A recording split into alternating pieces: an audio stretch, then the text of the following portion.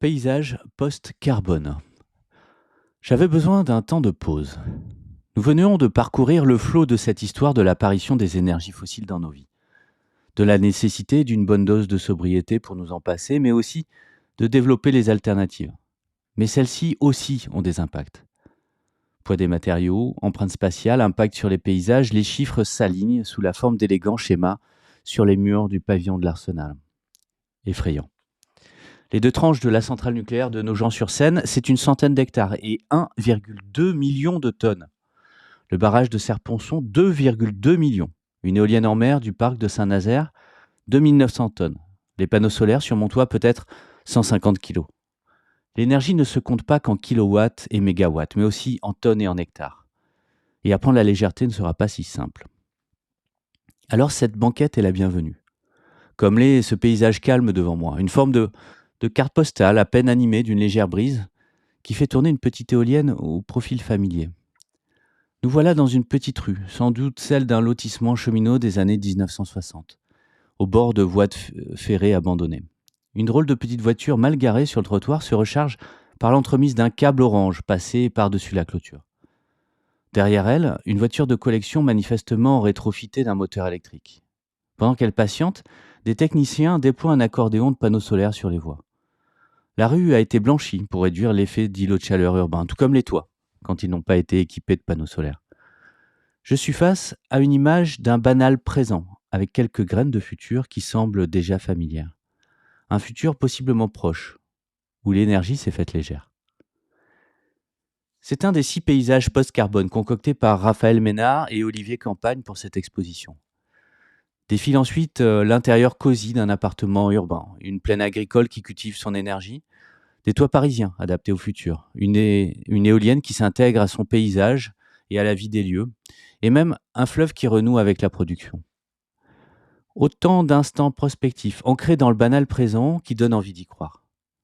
Tout sauf des couvertures de romans de science-fiction ou des images d'illustration de colloques sur la Smart City. Je retiens pour ma part l'idée qu'une somme de petites transformations peut déjà faire son effet, pour peu qu'on se donne la peine de s'y mettre, en misant sur quelques principes aussi simples que ces 6 légèretés qui clôturent le parcours. Sobriété, équilibre énergie-matière, simplicité, sol vivant, juste échelle et esthétique post-carbone. Je garde aussi en tête un procédé ingénieux, avec ces cartes postales à peine animées qui nous projettent dans un futur proche, éclairé d'un simple schéma explicatif. Un bon moyen de passer au travers du miroir. Alors on parcourt cette semaine cette exposition, intitulée Énergie légère, avec Raphaël Ménard. Bonne visite. Une ville en pleine expansion. Les transitions à mener s'accumulent, l'énergie, l'agriculture, les mobilités. Monsieur l'administrateur délégué, vous êtes chargé de l'attribution et de la répartition des logements. Comment la situation se présente-t-elle ? C'est une contribution au débat sur l'artificialisation des sols et les questions d'étalement urbain. On a privilégié la machine, la matière et l'énergie par rapport à l'être humain. C'est pour ça qu'on ne recycle pas bien les téléphones. And then perhaps the defining trend of the 21st century is population growth. On a une responsabilité sur l'épuisement des ressources et une responsabilité sur la perte de biodiversité. Chaque échec va permettre la prochaine fois de faire mieux et chaque échec est autant instructif qu'un succès. Des projets d'urbanisme qui sont indispensables du fait d'une circulation toujours plus intense. Ce plan est un plan que le public montait pour venir voir. Il s'agit du plan de sauvegarde demain. Si on est une grande part du problème, on est forcément une grande part de la solution. On va peut-être couler moins de béton et miser plus sur l'intelligence et finalement changer de matière grise.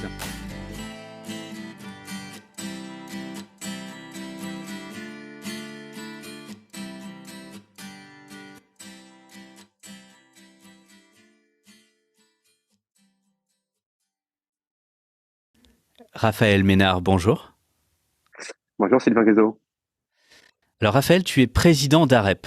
Cela vaudrait bien un podcast pour raconter notamment comment une structure de la taille d'AREP prend le virage de la transformation de ses pratiques face aux limites planétaires. Derrière des grands mots, il y a vraiment du concret. Mais aujourd'hui, c'est pas pour cela que je voulais qu'on échange, mais au sujet d'une exposition intrigante qui a lieu en ce moment au pavillon de l'Arsenal et dont tu es le commissaire. Alors son titre, c'est Énergie légère, avec comme sous-titre Usage, architecture et paysage. Le tout au pluriel. C'est une sorte de fenêtre ouverte sur un monde sans pétrole, mais qui recèle quelques surprises. On y parle de l'importance des énergies fossiles dans nos vies et de la nécessité d'en passer par une bonne dose de sobriété pour nous en passer, mais aussi de développer les alternatives, évidemment. Mais ces alternatives, elles ont aussi des impacts, poids des matériaux, empreinte spatiale, impact sur les paysages, etc., etc., etc. On va parler de tout ça, mais commençons peut-être simplement par une question de fond. Pourquoi cette exposition ? Pourquoi est-ce qu'il fallait la faire ? Écoute, Sylvain, en fait, je pense que tu as choisi un très bon épithète, qui est celui de intrigante. En fait, moi, j'ai toujours été intrigué, je pense, dès mon plus jeune âge, de façon un peu générale par l'énergie, et toujours intrigué, voire même fasciné aussi par les énergies renouvelables. Ça m'a toujours extrêmement stimulé de regarder ces objets, que ce soit un panneau solaire, que ce soit une éolienne, une sorte de bestiole qui a une capacité à transformer en fait, et à convertir l'énergie. Voilà. Donc quelque part avec cette exposition et ce catalogue, le pavillon de l'Arsenal m'a permis un peu de réaliser un rêve de gosse. Alors, en effet, on peut y visiter une forme de bestiaire avec toutes ces machines. Alors en photo, mais pas que, en réel et en vrai. Machines qui transforment souvent un mouvement, un matériau en énergie. Alors peut-être qu'on peut reprendre déjà, commencer par là. Il y a toute une partie de l'expo qui est consacrée à ça. Finalement, l'histoire du développement de cette emprise des énergies carbonées, pétrole, charbon, gaz, sur nos vies, sur notre économie, jusqu'à ce qu'on en devienne complètement dépendant. Mais c'est une dépendance qui est finalement assez récente. Est-ce qu'on peut revenir un peu là-dessus ? Tu le dis bien, ce qu'on appelle aussi parfois aussi l'anthropocène, ou on va dire l'ère des fossiles, c'est quelque chose extrêmement récent qui a à peine quelques siècles. Ça allait à peu près 200 ans. Avant, on vivait dans on va dire le règne des renouvelables. Voilà, et l'exposition, en fait, et tout au moins dans sa première partie, elle retrace un peu cette grande frise. Et comme tu l'as bien dit aussi, on va dire avec un cabinet de curiosité. Dans ce cabinet de curiosité, il y a par exemple, il y a des joues de bœuf qui étaient ces pièces de bois, des formes de bois très très légères et en même temps très savantes, qui avaient aussi pour fonction de faire le moins de mal possible au buffle ou au bœuf pour convertir au mieux la puissance animale et pour nous aider dans les travaux des champs, par exemple. Mais on a aussi, on a là-dessus, en fait, l'exposition, elle reprend toutes ces gammes d'énergie qui aujourd'hui nous servent, qui aujourd'hui nous permettent de vivre. On retrouve évidemment le pétrole, mais aussi le nucléaire, etc., avec une attention portée à la matérialité de tout ça, parce que tout ça ne pèse pas le même poids, et on en parle très peu en fait de tout ça. On parle souvent des énergies, beaucoup, de plus en plus, renouvelables ou pas, mais on parle peu de cette partie-là. Le fait est que l'exposition, elle s'appelle énergie légère au pluriel, et en effet, elle révèle finalement ce lien très étroit que l'énergie entretient avec la matière, que sont finalement les deux faces d'une même médaille. Face qu'on connaît bien lorsque, par exemple, la combustion d'une bûche de bois, littéralement, on convertit de la matière, on la fait changer d'état pour en récupérer une partie une partie de son énergie chimique sous forme de chaleur, par exemple. Mais aussi plus récemment, on entend aussi beaucoup parler aussi par moment du coût finalement de la transition, sur le coût en effet pour aller vers un système électrique ou globalement énergétique massivement décarboné, peut-être plus électrifié, et on entend assez souvent des éléments qui arrivent dans le débat public sur le coût en ressources, par exemple pour passer à la mobilité électrique, ou des impacts en termes de matériaux ou de métaux rares, par exemple pour fabriquer des éoliennes offshore.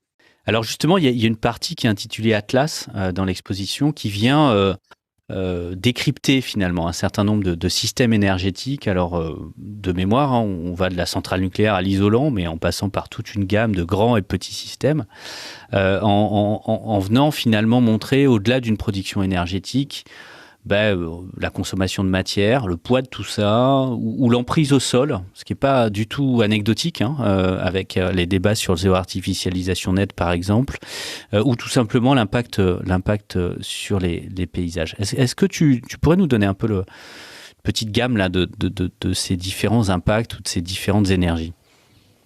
Ouais, bien sûr. Alors peut-être avant, pour que aussi que les auditrices, auditeurs se repèrent un petit peu. Donc là, tu fais référence à finalement la deuxième partie de l'exposition, ou la deuxième partie du catalogue, qui est en fait une sorte de scanner et d'état présent du paysage de l'énergie en France. Juste avant, on avait abordé, en effet, c'est la première partie qui était une sorte de petite histoire globale de l'énergie, ou d'ailleurs, petit exemple dans cette histoire, je citais donc un exemple très léger qui était par exemple les jougs de bœuf, mais il y a un autre exemple qui est montré dans l'iconographie qui est la machine de Marly, qui était une machine qui était bâtie à la fin 18e pour servir à l'adduction en eau du château de Versailles, et qui était une machine hydraulique, hein, donc ce qu'on peut qualifier d'énergie renouvelable. En revanche, elle avait consommé une quantité absolument phénoménale de bois, de fonte, de fer. Et lorsqu'on fait monter sur la balance la machine de Marly, on se rend compte que son rendement masse, puissance était pas des plus efficaces. Et donc je parle de la machine de la Marly aussi, peut-être d'ailleurs pour la comparer à des congénères plus contemporaines, puisque comme tu l'as bien rappelé dans l'Atlas, en fait on a fait un travail, et c'est un travail qu'on a fait avec les équipes d'AREP, qui est de pouvoir sous-peser en fait des composants, des composants énergétiques jusqu'à l'infrastructure énergétique avec les mêmes outils à la fois de l'ingénieur et de l'architecte. Donc on a commencé à bâtir cet atlas qui va d'une centrale nucléaire jusqu'à l'isolant, et pour chacune de ces architectures de l'énergie, et bien on a estimé quel était l'impact matière du kilowattheure produit ou du kilowattheure non consommé. On a évidemment aussi estimé quel était l'impact en termes d'émissions de gaz à effet de serre pour chacune de ces formes.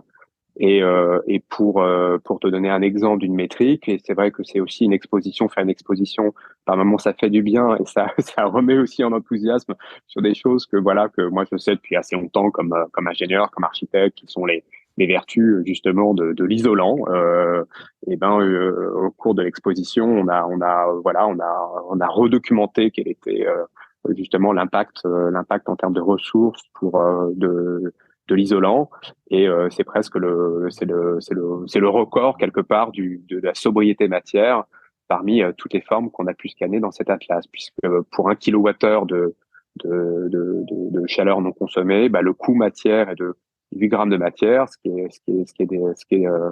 dans le tableau de synthèse la valeur la plus faible, et ces 8 grammes, ce sont aussi des 8 grammes d'une matière extrêmement simple, et qui peut être d'ailleurs qui peut être d'origine biosourcée, qui peut correspondre à de la laine de chanvre, qui peut être du liège, donc voilà, donc une forme excessivement simple pour parvenir justement à être plus léger dans notre consommation d'énergie.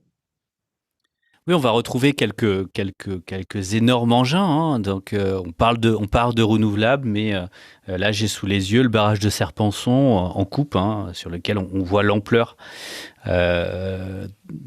matérielle, hein, de ce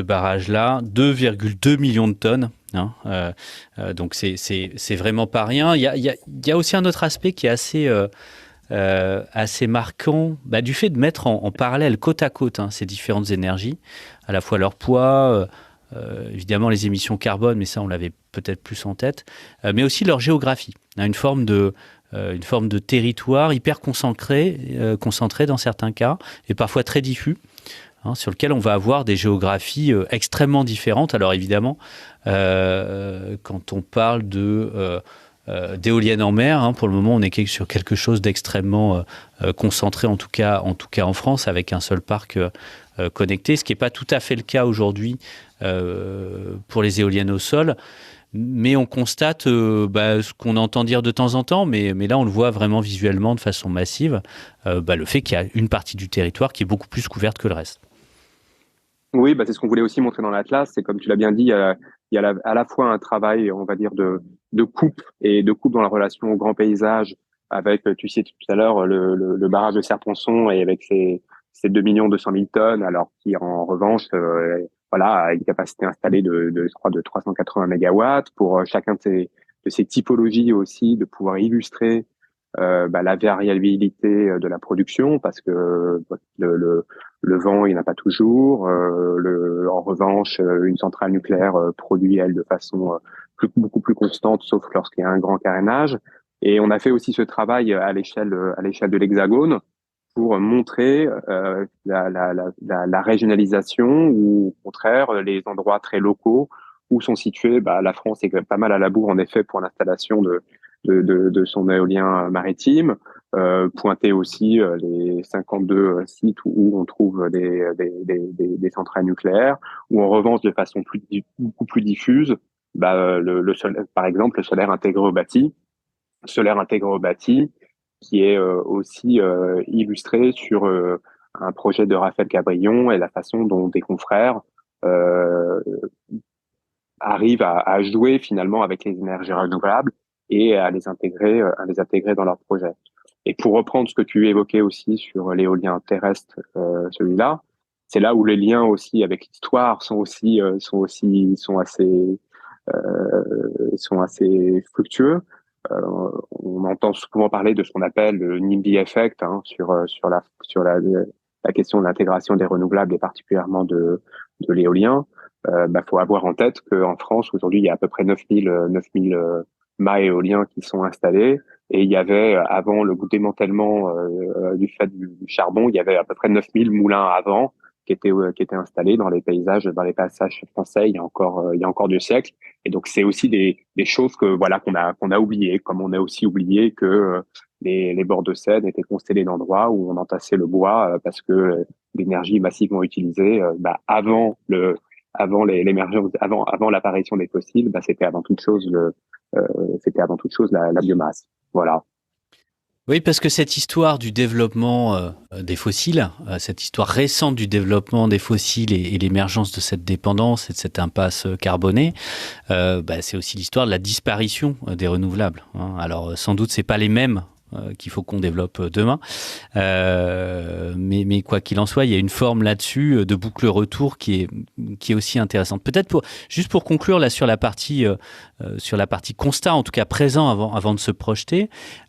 Toi, de ce travail là d'atlas, de cartographie, d'objectivation finalement des poids de chacune de ces énergies, il y a des choses qui t'ont surpris. Il y a des qu'est-ce que tu en as tiré de cette mise en parallèle de tout ça parce qu'on a rarement cette image-là de tout voir finalement, enfin tout voir, ou en tout cas l'essentiel, côte à côte, et de comprendre qu'on a à la fois une forte diversité dans les énergies qu'on utilise, mais finalement elles prennent des sens très très différents. Alors, en fait, cette exposition, c'était aussi l'occasion de tester des choses. Quand je dis tester des choses, c'était de tenter de rendre quelque chose abstrait, impalpable qu'est l'énergie et de la rendre visuelle. Le propos de l'exposition Énergie légère, j'ai dit c'est ce rêve de gosse, mais c'est aussi elle a aussi une vocation aussi, je dirais, didactique, pédagogique et pas que pour les confrères architectes, ingénieurs, paysagistes, designers et j'en passe. Et je suis très content de voir aussi qu'il y a beaucoup de classes de primaire et de collèges qui vont voir cette expo et aussi de montrer finalement la physique des choses qui sont à l'œuvre et la façon finalement comment les éléments interagissent avec certaines catégories d'architecture qui sont là pour convertir, transformer ou moins consommer d'énergie.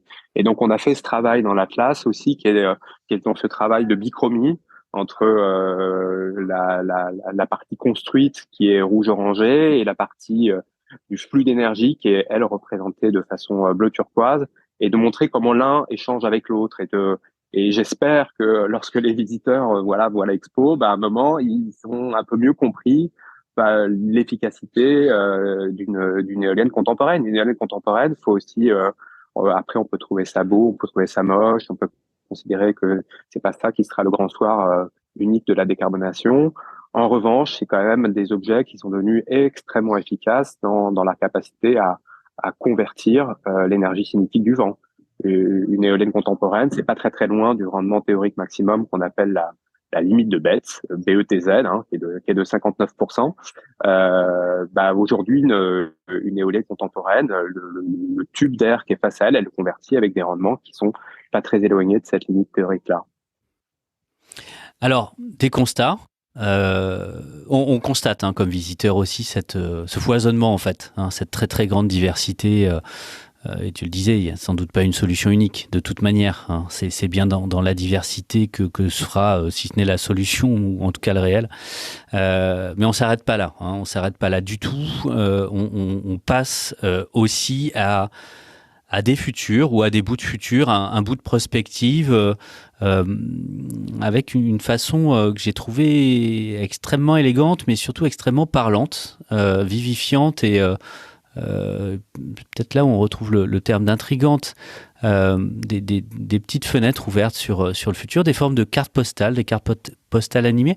Est-ce que peut-être tu peux nous raconter, avant qu'on rentre dans le contenu, mais un peu le procédé qui est pas complexe, mais qui pour le coup j'ai trouvé très original et parlant.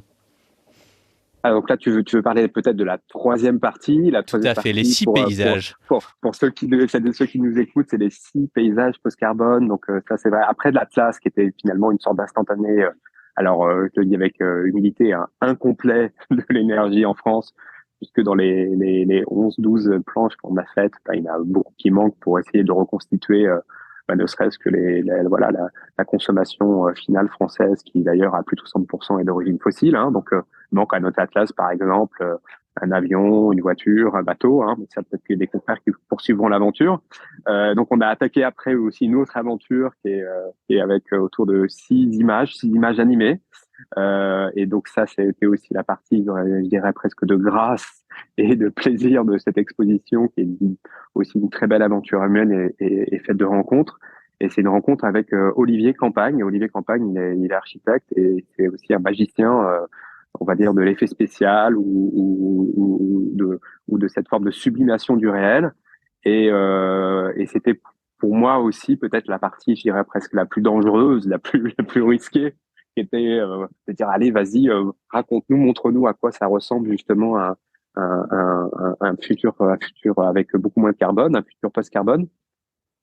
Et là, le pari qu'on a fait, c'était d'éviter la carte postale, pour reprendre ton terme. C'est une vision en 2050, Alors une carte postale sous forme de petite BD dessinée, ou une carte postale qui pouvait aussi peut-être un peu trop ressembler à une couverture de Sciences et Vie ou de Sciences et Vie Junior.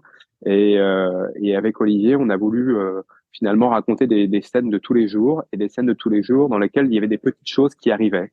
Et donc de façon, je dirais, à la fois peut-être intrigante, mais aussi ludique, on a fait un peu un Où est Charlie de l'énergie. Et donc chacun de ces paysages est à charge du visiteur ou de celui qui parcourt le catalogue, de découvrir quelles ont été les demi-douzaine d'objets qui ont été transformés dans chacune des scènes. Et l'idée sous-jacente, c'était pas d'attendre nécessairement un grand soir finalement d'un monde qui retrouve finalement une trajectoire sobre et renouvelable, mais c'était au contraire de dire que déjà ça pouvait être demain. Donc ces vidéos, elles sont pas datées, parce qu'on veut aussi suggérer que il faut s'y mettre maintenant. On parle souvent de l'urgence écologique, et on voit bien que sur le chemin de la sobriété, il y a encore vraiment du boulot. Pareil aussi sur l'efficacité, pareil aussi évidemment sur les renouvelables. On voulait par ailleurs, dans quelques tableaux aussi, pointer l'enjeu de l'adaptation au changement climatique. C'est vrai que on regrette par moment que cette bascule en dehors des fossiles, on l'ait pas attaqué beaucoup plus tôt. Et il y a quelques décennies, on le savait. Il y a d'ailleurs une des planches de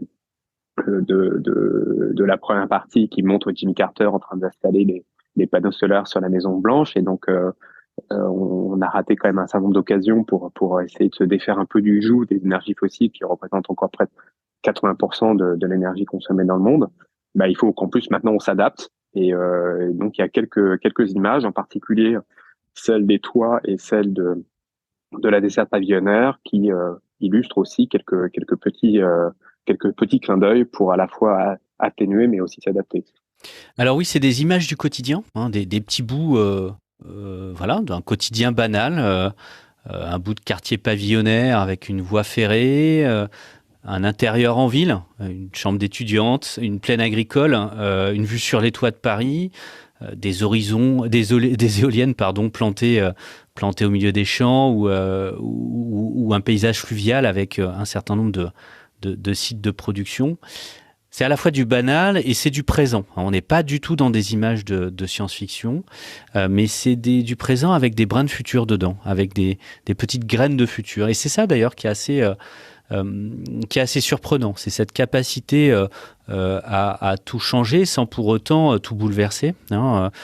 Donc c'est pas un futur distant, c'est aujourd'hui dans lesquels on peut faire des choses, et il y a déjà beaucoup de petits événements qui sont possibles. Et donc on a ces images très calmes d'ailleurs, on peut s'asseoir devant, et je crois que c'est important parce qu'on sort aussi on arrive sur la fin de l'exposition. Il y a besoin aussi de réfléchir à ça, et tout à coup les choses ont l'air atteignables. C'est pas si gros, c'est pas si immense, et finalement, en effet, c'est pas une image de la ville du futur sur Sciences et Vie Junior.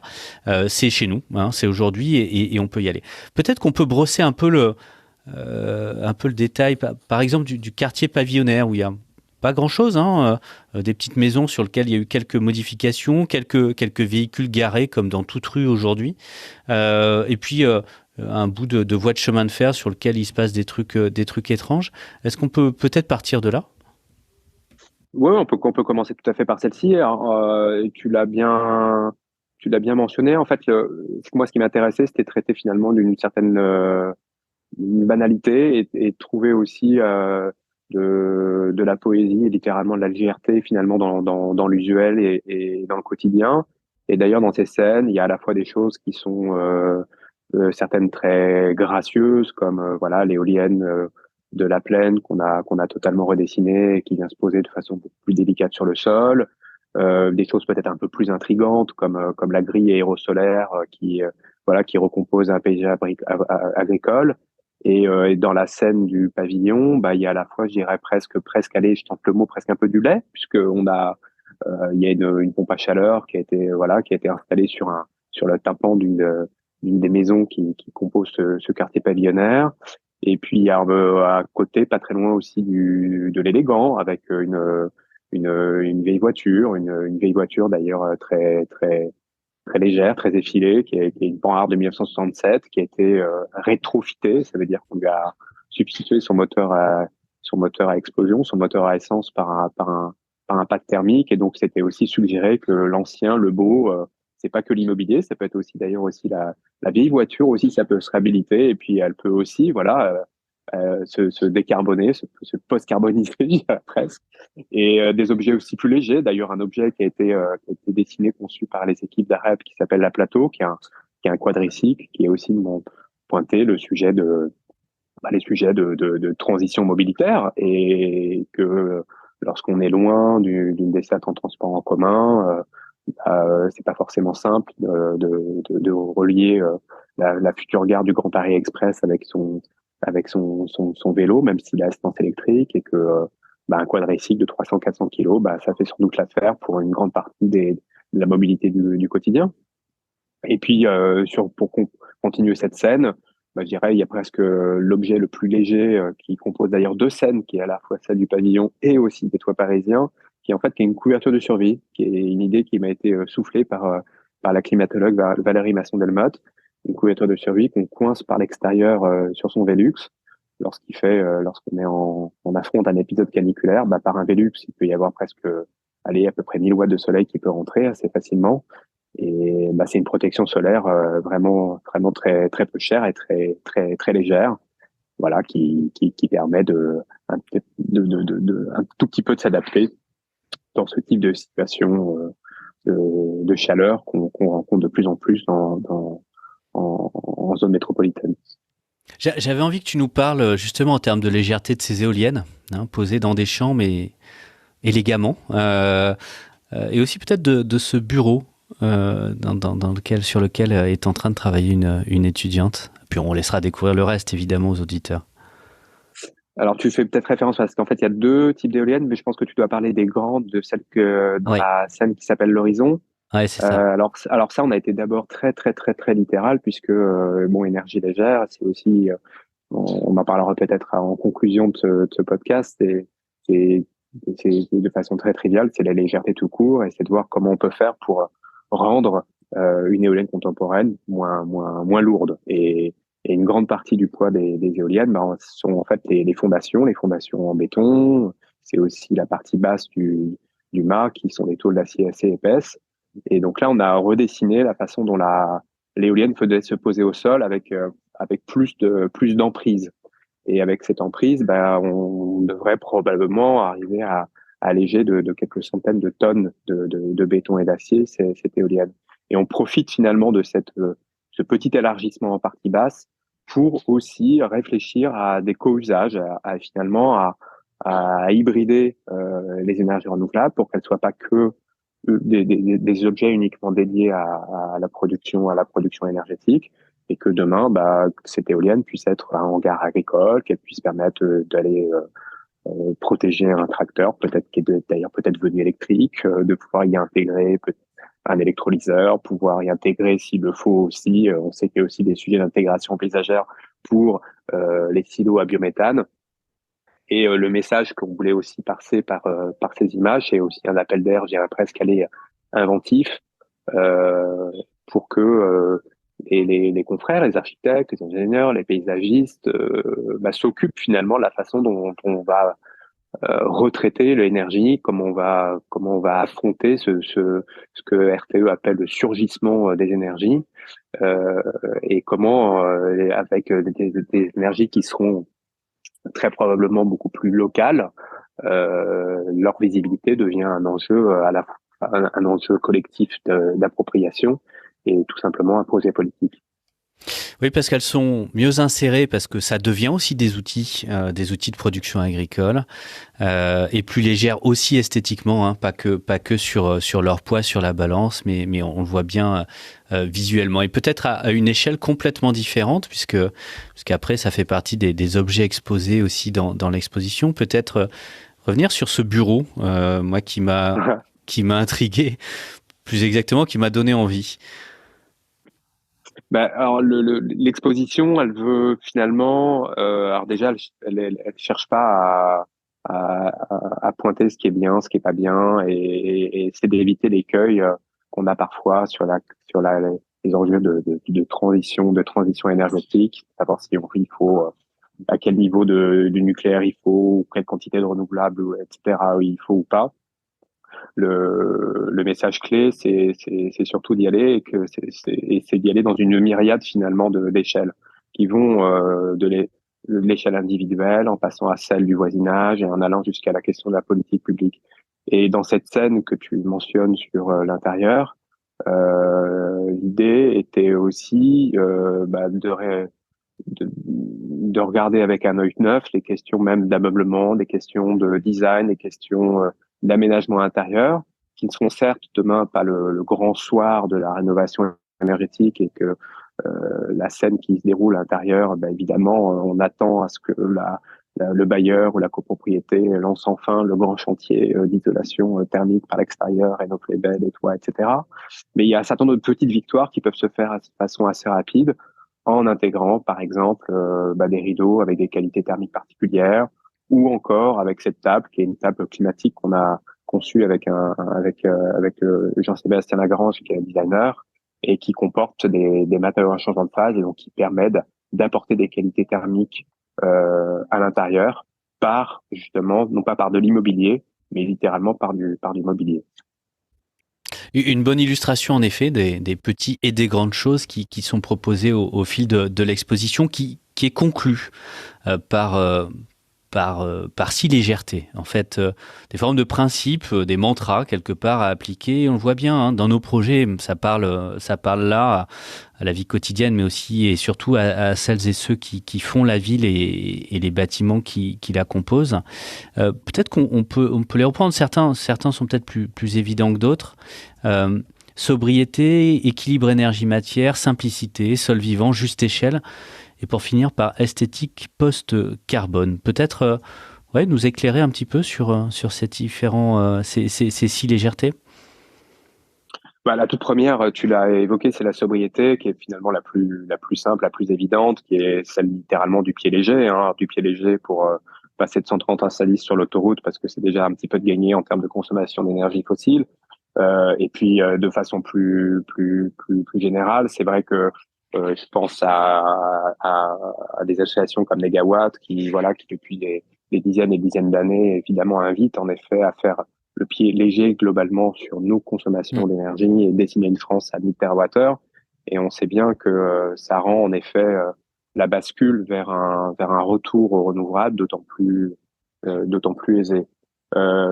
Le deuxième mantra, peut-être que le mot est un peu excessif, je sais pas si j'ai envie d'aller jusque là, mais c'est plutôt une façon de ponctuer justement autour de 6 enjeux, ce que sont ce qu'est cette légèreté énergétique, et évidemment cette question de l'équilibre énergie-matière, équilibre aussi qui va presque vers une sorte d'horizon ultime, qui sera peut-être ma quête infinie, qui est littéralement de comment fait-on pour produire un maximum d'énergie pour une masse la plus réduite possible. Je fais presque aussi un parallèle avec ce qu'on appelle aussi parfois en termes d'ingénierie de structures, ce qu'on appelle les structures légères, qui sont les structures qui à un chargement donné sont le plus léger possible. Il y a quelque part cette quête je dirais presque d'un méta-design et voir comment j'utilise le moins de ressources pour un maximum de conversion d'énergie. Voilà. Donc, et ça, l'exposition montre aussi, justement, peut-être avec un regard renouvelé, ce qui a été fait aussi par nos aïeux sur l'art à la manière, par exemple, de chasser le vent et de faire des moulins à vent qui étaient principalement faits de bois, de pierre et avec une très grande frugalité en termes de matière. L'autre enjeu aussi de l'exposition, c'est cet enjeu aussi d'appropriation et de simplicité. Et c'est vrai que l'exposition montre par exemple l'éolienne autoconstruite par Upigot, qui est cette éolienne qui est devenue presque un standard de do it yourself où on peut s'inscrire à des stages pour apprendre à fabriquer d'ailleurs soi-même son éolienne. Et c'est vrai qu'il y a une très belle histoire d'inventeurs, de bricoleurs qui nous offrent beaucoup de pistes pour que la question énergétique ne soit pas une question abstraite. C'est vrai qu'on est aussi pris aussi dans une histoire d'un rapport très éloigné à l'énergie où la plupart de nos concitoyens se posent pas forcément tous les jours la question de savoir ce qui se passe derrière une prise de courant. Et on comprend bien qu'il y a cette nécessité de reprendre attache avec le réel et de savoir comment l'énergie se convertit, comment elle se transforme, comment elle se fabrique. Et donc, cette question de la simplicité, elle est importante. Elle va aussi avec la question aussi de la réparabilité. Je fais aussi le clin d'œil avec l'un des paysages, qui est justement le paysage avec la grille aérosolaire, qui est l'idée aussi d'utiliser aussi peut-être des objets qui sont de dimension plus modeste. Et en étant plus modestes, peut-être qu'ils sont plus aisément accessibles et réparables.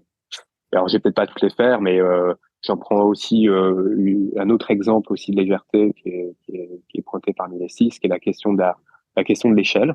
C'est vrai que j'évoquais tout à l'heure la question du NIMBY et la question de la taille, et que comme beaucoup d'infrastructures, les énergies renouvelables n'échappent pas à la loi du gigantisme, à l'économie d'échelle, et de faire des turbines de plus en plus grandes, de plus en plus hautes, pour pouvoir installer des capacités de plus en plus importantes.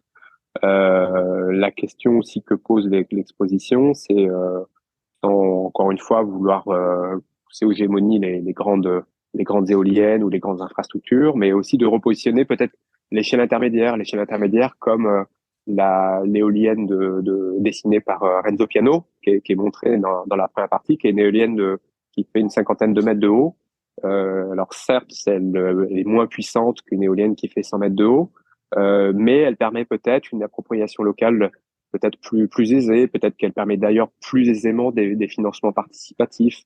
Et donc l'énergie légère, c'est aussi cette question-là, c'est cette question peut-être d'avoir plus d'objets de taille intermédiaire que moins d'objets de très grande taille. Poser cette question de la répartition. Et je veux bien quand même qu'on aborde le dernier, hein, l'esthétique post-carbone, moi que je trouvais intéressante. La question de l'esthétique post-carbone, c'est un peu un appel avec le mégaphone, architectes et ingénieurs de tous les pays, unissez-vous et partez en curiosité sur l'ensemble des dispositifs énergétiques parce que finalement, nos paysages, nos architectures ont besoin de vous. Très souvent, on associe en effet l'architecte à celle ou celui qui se penche sur le bâti et plus particulièrement sur le fait que, comme tu l'as bien écrit, cher Sylvain, réparer la ville. Mais il y a assurément des petits pas de côté aussi à avoir sur des objets dont on a l'impression qu'ils sont à la main finalement de développeurs et d'industriels et donc il serait quand même plutôt de bon ton qu'ils soient de temps en temps un tout petit peu redessinés pour qu'ils soient un peu plus aimables et que on ait davantage envie collectivement politiquement d'aller beaucoup plus vite en dehors d'aller beaucoup plus vite vers un monde qui sera libéré des énergies fossiles. Donc c'est ce sujet de l'esthétique post-carbone, je dirais presque pour ces petits clins d'œil aussi presque à la loi sur l'architecture de 1977 qui dit que voilà dès qu'il y a plus de 150 mètres carrés, il faut faire appel à un architecte. Je crois qu'il y a un seuil aussi pour l'aménagement d'espaces paysagers pour les confrères paysagistes. Là, le sujet, c'est de dire, est-ce qu'il faut pas aussi corriger peut-être la loi sur l'architecture pour dès qu'on parle d'une certaine quantité d'énergie, faire appel à des femmes et des hommes de l'art pour rendre tout ça un peu plus tout simplement aimable. Voilà. Et tout ça, est-ce que au quotidien, dans la pratique, quand on sort d'une salle d'exposition, quand on sort de l'écriture, du catalogue de l'exposition, qui est loin d'être un objet anecdotique, hein. On est vraiment sur un ouvrage qui se tient aussi tout seul, hein, d'ailleurs, pas que pour ceux qui ont visité l'expo, et qu'on rentre chez AREP, cette grande agence. Comment est-ce que tout ça prend forme ou pas, commence à prendre forme dans le quotidien de la pratique des architectes et des ingénieurs? Je sais pas si tous les jours on arrive tout le temps à être super léger et à mettre des énergies légères dans tous les projets d'AREP. Alors en tout cas, ce que je peux décrire un tout petit peu, c'est qu'on a mis en place une méthode, ou tout au moins aussi une méthode qui est aussi une métrique, qui est ce qu'on appelle EMC2B. EMC2B, c'est pour énergie, matière, carbone, climat et biodiversité. Et donc si je prends les deux premières lettres, énergie et matière, dans les projets qui sont regardés, conçus par AREP, on essaie de les peser sur quelle est l'énergie qu'ils consomment, est-ce qu'ils arrivent ou pas à intégrer des énergies renouvelables, combien aussi ils pèsent. Voilà. Donc, au quotidien, on essaie d'ébaucher un peu cette dialectique, tu vois, justement entre, par exemple, énergie et matière.